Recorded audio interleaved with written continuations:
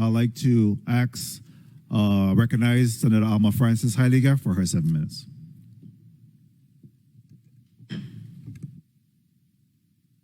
Good morning to my colleagues. I thought we had Cariano was next, so I was here just listening. Good morning to the testify. Oh, it's afternoon already. Afternoon, everyone. Good afternoon to colleagues and my central staff coworkers and everyone here today. While I was listening to the discussion that was happening, part of the things that popped out had to do with timelines, and I know I did take a look to the back of the presentation from the fire department as to the timelines, but I have to concur with my colleague that our job is to be the legislators, and we have to create the laws that are then executed. And for someone like me, I need the details. I need to get an idea of when things are going to be completed, when things are going to be done, when dates are going to be set in place, so I could know that when I vote for something, it's actually going to get done and executed within a timely time frame. Now, my first question I want to ask, I was looking at the timeline and it spoke to the training, and I wanted to ask, do you guys have any general idea? Because all it says is in process, and that really doesn't mean much to me as a senator trying to say yes or no to this piece of legislation. So could you give me some idea, 6 months, 10 months, what kind of idea does the department have when it comes to this necessary cross-training and introduction of these two agencies? Good morning, Senator Director Darrell George. One of the things that we have created, I'm going to let the training coordinator expound on the plan to move forward. We already started the EMR training. We'll have something people already went through the program, tested. Now we're working on the bridge program. So within that bridge program, the EMT programs goes about 4 to 5 months. So we're looking at a timeline to get those certified personnel in about 5 to 6 months. But I'll ask Jim to expound on the bridge program and the plan to build out the EMS program, Senator. Bolton? Get my camera coming on here. Good afternoon, Senator. How are you doing? Good afternoon. I'm good. I'm Jim Bolton. I'm the Territorial Training Coordinator.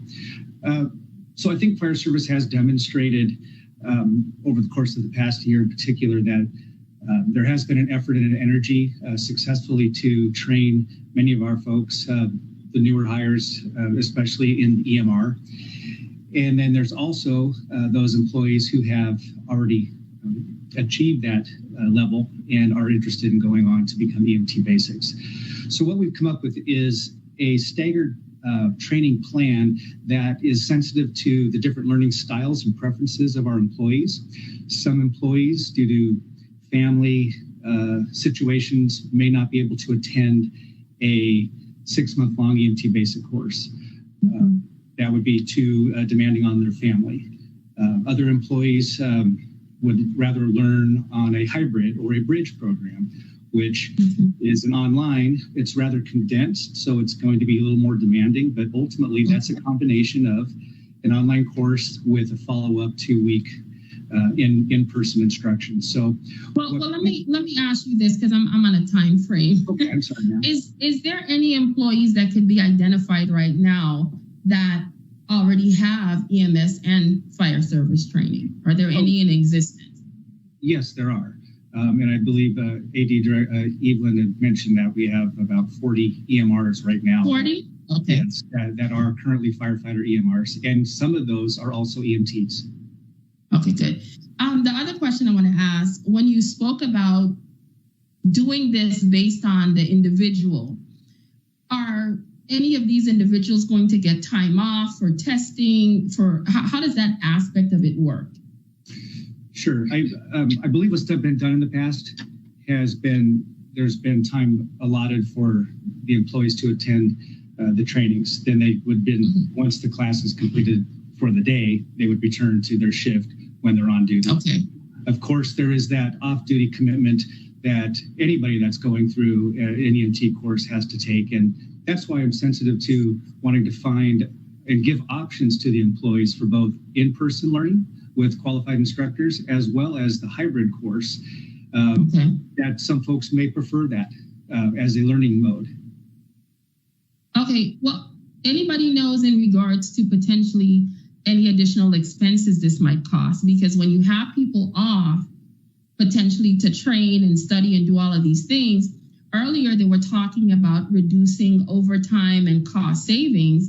But when we have to now potentially train X amount of people, how are these cost savings and overtime reduction going to be realized across the board?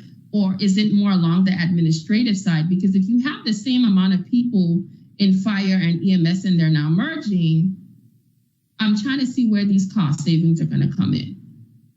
I can certainly offer a training perspective on that. And of course, the director is going to have to talk about the monetary portion of it. But like any transition of services coming from being a firefighter to becoming a firefighter, EMR or EMT, there will be a monetary expense, but where the investment needs to be looked at is downrange to the community and the service and the longevity of these employees that ultimately over time is going to save a lot of money.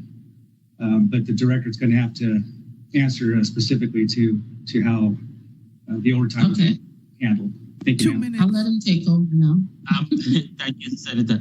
As part of the strategy, that's why we work with OMB, because most of our overtime in the past, it was for training. So that has been a big expense when we have in training. So one of the things that in the strategy plan that we're looking is the phase approach. So we know upfront we're going to have to spend some money to get all our personnel to that point.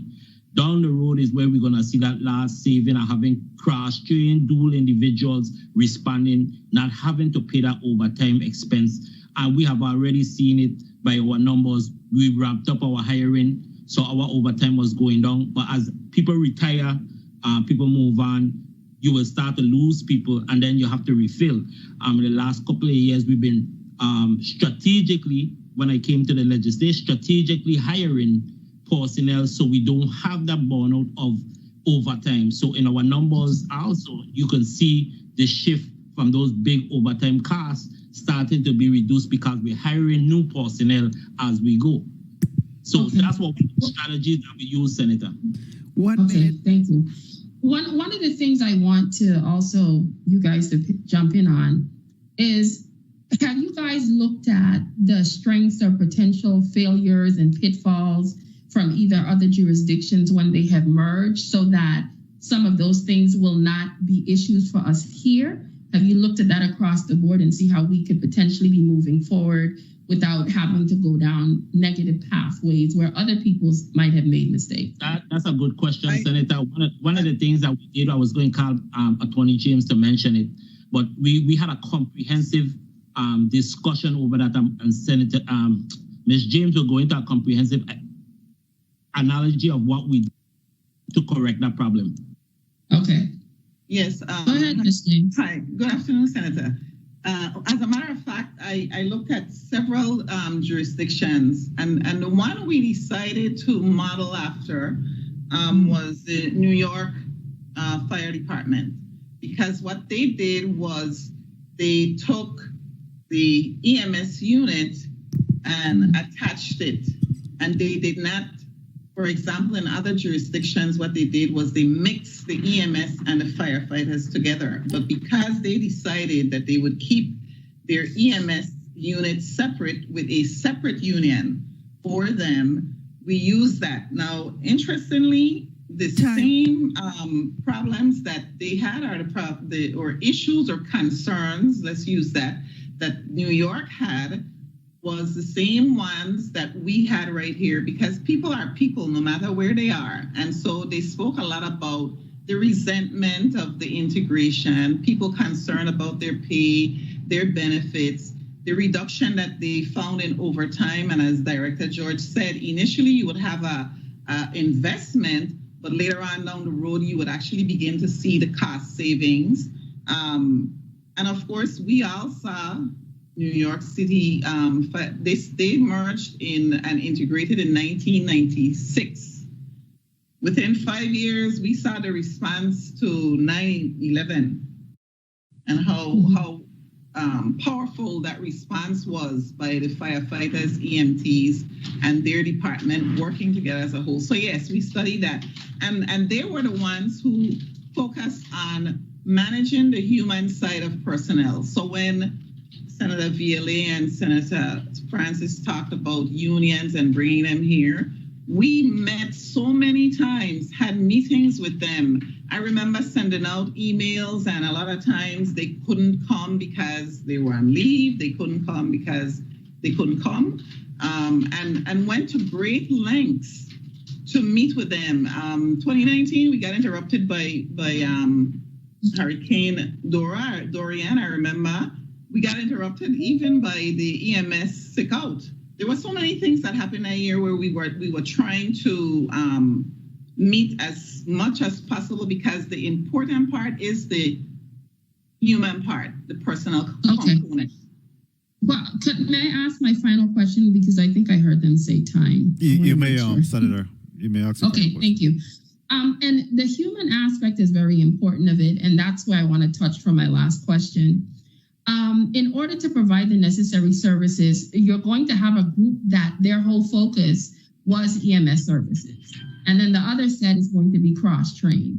How do you, at the beginning, especially with those that are trained versus those that was their whole career, put them out into the community? Are you going to try to pair some up so they could get a lot of on-the-job training? Because at the end of the day, I want to get the best services to the people that need it.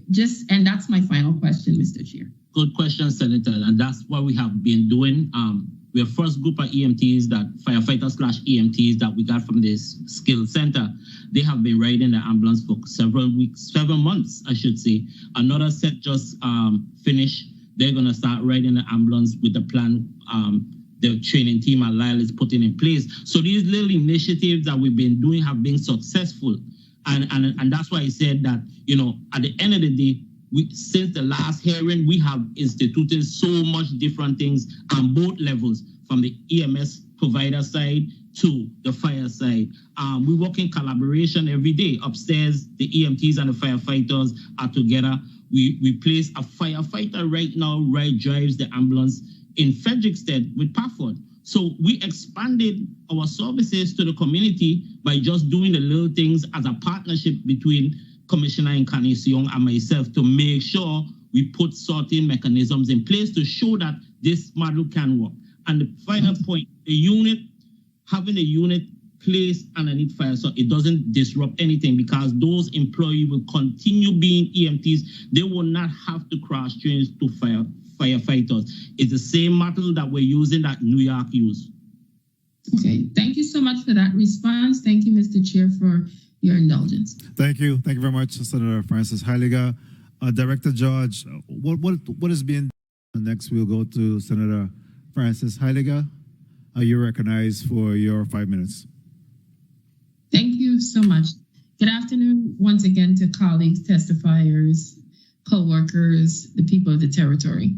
The first thing I want to dive in on, because I'm not sure if I personally missed it, we talked about all the transition and trying to make sure accommodations are met.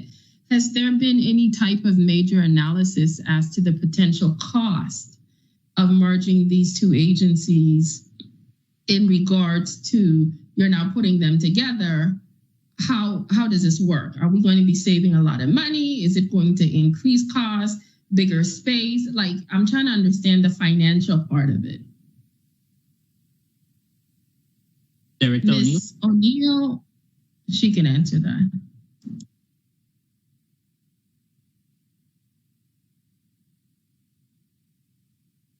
I'm sorry, Senator, can you repeat the question? No problem. We were discussing the transfer and merging of these two agencies, and I was wondering, was there any type of analysis done to the cost this is going to of merging these two agencies? What kind of potential realizations for savings, or is it going to be costing us more money if we have to, for accommodations? What is the overall gamut cost-wise of putting these two agencies together? So to answer your question, there hasn't been a full cost analysis done on the integration. We assume eventually that it will cost less, especially relative to overtime. But there, as Director George spoke to earlier, and AD Evelyn, they spoke to a lot about training and those things that would have to come into play in the immediate short term. That may cost us some money right now because we do have to train people, but it will not be in terms of the salaries or in the overtime that needs to be significantly reduced. Every agency is allowed to budget, and most of them do budget for training. So it shouldn't cost that much more in terms of what has already been put aside or in the budget for training purposes. But I do expect to see a reduction in the overtime as we move forward. Okay, and I do hope that realizes, it does materialize. But I think from my perspective, I'm looking at it, if we're going to be doing such a huge merger with two completely different agencies, I would have assumed we would have had some type of financial documentation done in regards to that, because whether or not we still have to come back to the legislature for budgeting purposes and all these other things. He spoke a little bit earlier to storing stuff and equipment going in different locations. I personally would have liked to see some kind of numbers across the board with all the potential areas that might have been impacted by this merger. So we could also see some kind of dollars and cents as to how it would impact the budget of these two agencies that would now be becoming one. So, but I do hope the overtime is reduced.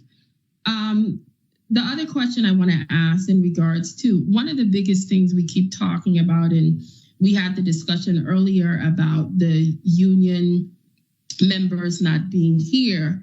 And I do agree they should be here. I think we're hearing from all various aspects of the government and the people that are impacted the most by this entire merger. And granted, I appreciate all the hard work that's been putting to get their feedback, but I personally would have liked to speak to them continuously as well.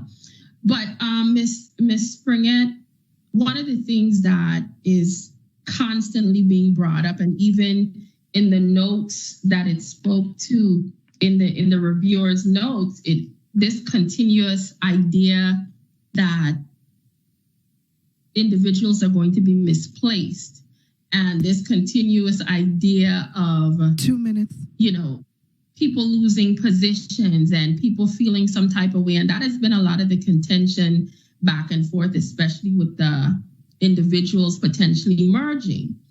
I need some sort of reassurance, and I'm sure some of them are listening too.